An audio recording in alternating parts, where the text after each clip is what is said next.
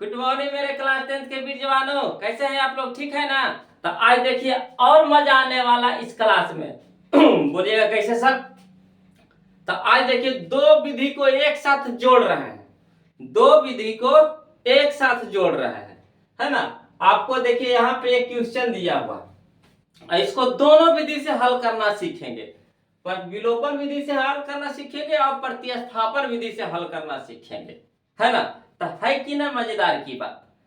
दोनों विधि को आज एक साथ सीखेंगे, है ना? तो बस दिल थाम के बैठे रहिए, है ना?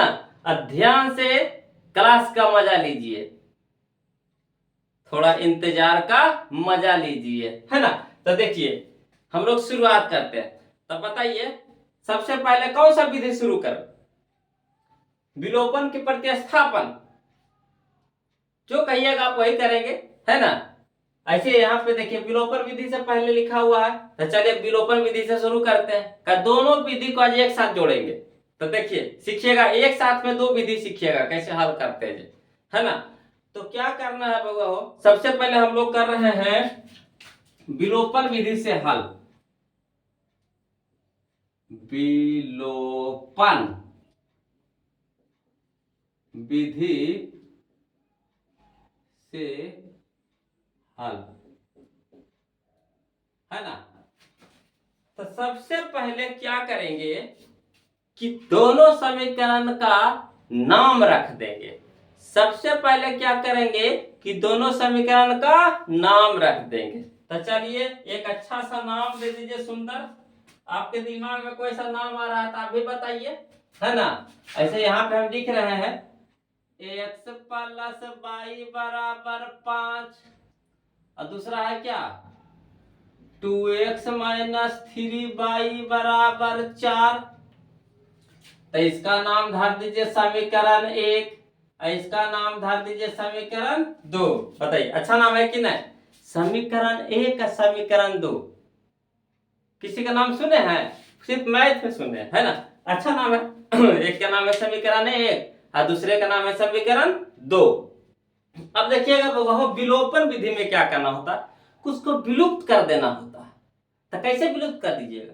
तो चाहे आप x के मान को विलुप्त कर दीजिए, चाहे y के मान को विलुप्त कर दीजिए। तो किसका मान को विलुप्त कर दीजिए बताइए? y के कर दें, क्या कहते हैं, y के कर दें। तो देखिए y के अगर करेंगे x के कर दें, जिसको कहिएगा x से कर देंगे y के। तो चलिए y के करते हैं। तो देखिए y में देखिएगा निचला में देखिए 3 है, ऊपर में 3 है। तो सबसे पहला काम है दोनों को सेम लाना, है ना? तो यहाँ अगर 3y है तो यहाँ भी क्या चाहिए हमको? 3y चाहिए। तो y तो है मगर 3 तो है नहीं। तो यहाँ पे अगर समीकरण 2 में 3 से गुना कर दीजिएगा तो 3y नहीं हो जाएगा? तो कहेगा कौन समीकरण 1 कि देखिए आप तो बहुत नाइंसाफी कर रहे हैं, समीकरण 1 को 3 से गुना कर रहे हैं, हमको नहीं कर रहे हैं। ये तो गलत बात हुआ। तो समीकरण को भी खुश करने के लिए, समीकरण 2 को भी खुश करने के लिए, उसको फुसलाने के लिए कुछ कुछ से गुना कर दीजिए। तो किससे करिएगा?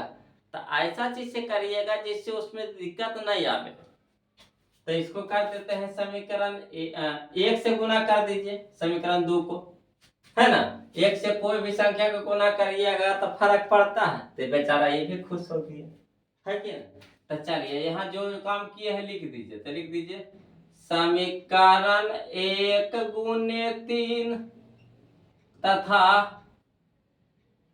समीकरण 2 गुने 1 करने पर लिख दिए। अब चलिए समीकरण 1 को गुना कर रहे हैं 3 से, तो जितना पद है सब में 3 से गुना होगा। ये नहीं कि सिर्फ y में गुना करिएगा, नहीं, सब में गुना होगा। क्या समीकरण 1 में पूरा टर्म है, तब इसका नाम पड़ा समीकरण 1। तो समीकरण 1 में गुना कर रहे हैं ना 3 से, तो सारे में ना गुना करिएगा। तो गुना करिए तो कितना हो गया x गुने 3 तो 3x प्लस ये y गुना 3 तो 3y बराबर 5 गुने 3 तो कितना हो गया 15। समीकरण 2 के 1 से गुना करिएगा तो कोई फर्क पड़ेगा? तो लिख दीजिए 2x माइनस 3y बराबर कितना हो गया 4। है ना। अब ऐसे लाइन खींच दीजिए, घटाने पर या जोड़ने पर कर दीजिए, तो यहाँ तो जोड़ने पर होगा, है ना। तो जोड़े में चिन्ह चेंज नहीं होता है। तो देखिए 3y प्लस में 3y माइनस में कट गया। तो यहाँ देखिए 3x प्लस में या 2x भी प्लस में, तो 3 2 5x प्लस में। यहाँ देखिए 15 4 कितना हो गया जी 19। अब देखिएगा x के साथ 5 क्या है गुना में, तो इधर क्या हो जाएगा भागा में, तो 19/5 x का मान आ गया हमारा। अब चलिए x का मान समीकरण किसमें रख दे। देखिए अगर x के मान आ गया तो x के मान आप अपनी इच्छा से चाहे 1 में रख दीजिए चाहे 2 में रख दीजिए, कोई फर्क नहीं पड़ेगा इसमें, है ना। x के मान जो निकला तो आप समीकरण 1 में रख दीजिए चाहे समीकरण 2 में रख दीजिए, आंसर उतने ही आएगा, है ना। तो हड़बड़ाना नहीं है। तो किस में रख दे, तो समीकरण 1 में रख देते हैं सीधा सीधी। तो समीकरण 1 में, है ना, देने पर, तो चलिए बताओ x प्लस y बराबर 5। यहाँ देखिए x के मान कितना आ गया हमारा 19/5 प्लस y बराबर कितना हो गया 5।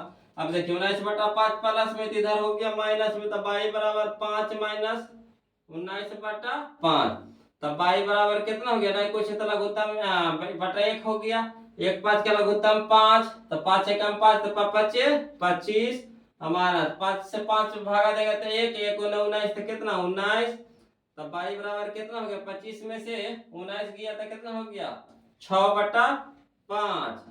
तो इसीलिए लिख सकते हैं x बराबर कितना आ गया 19/5 कौमा y बराबर आ गया हमारा 6/5। यही हमारा आंसर हो गया। बताइए सही है कि नहीं, बताइएगा जी, आसान है कि नहीं जी।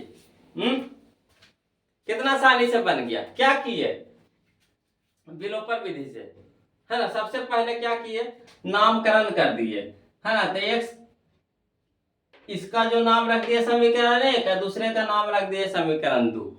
अब यहाँ के बाद क्या करना है, या तो आप x को बराबर कर दीजिए चाहे y को बराबर कर दीजिए। तो हम यहाँ पे y को बराबर कर दिए। आपको इच्छा है कि नहीं हम x के करेंगे सर तो कोई दिक्कत होगा, तो कोई दिक्कत नहीं होगा, चाहे आप x के बराबर कीजिए ना वही आंसर आएगा, है ना। x के बराबर कीजिएगा तब y के मान फेंकेगा, याद रखिएगा। x को बराबर कीजिएगा तो y के मान आएगा, है ना। अगर y को बराबर करिएगा तो x के मान आएगा, है ना। तो यहाँ पे x के मान नहीं आएगा, यहाँ पे किसका मान आएगा y के मान आएगा। जब जब y को x को बराबर करिएगा तब तीन के हबड़ा जाइएगा, हबड़ा नहीं आएगा, आंसर उतना ही आएगा। अब देखिए तो यहाँ से हमको चाहिए y के मान बराबर कर दिए, तो y को बराबर करने के लिए समीकरण 1 में 3 से गुना कर दिए। तो जब समीकरण 1 में 3 से गुना कीजिएगा तो दूने रुस जाएगा, तो उसको भी 1 से गुना कर दीजिए, फुसला दीजिए, है ना। तो गुना किए तो इतना आ गया इतना आ गया, है ना। तो 3/3 ऊपर नीचे प्लस माइनस में था कट गया, तो x के मान कितना ले आए 19/5 ले आए। अब जो x के मान आएगा तो x के मान आप समीकरण 1 में भी रख दीजिए चाहे 2 में रख दीजिए, इसमें कोई नियम कानून नहीं, किसी से चलिए किसी में रखिए, कोई फर्क नहीं पड़ेगा, आंसर आपको आएगा। तो सबसे आसान विधि है आपका विलोपन विधि।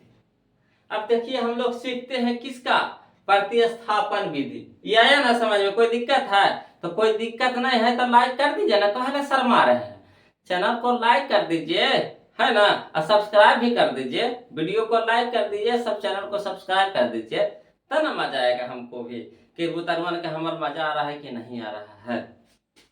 लाइक कर दीजिएगा तो हमको भी समझ में आ जाएगा कि नहीं भाई बुतरवन को समझ में आ रहा है, नुन्नू मुन्नू का आ रहा है ना समझ में।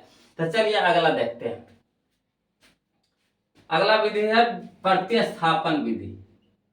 प्रतिस्थापन विधि से हल कर रहे हैं बहुत। तो चलिए इसमें भी वही करिएगा, एक के नाम रख दीजिए, है ना, नाम रखिए।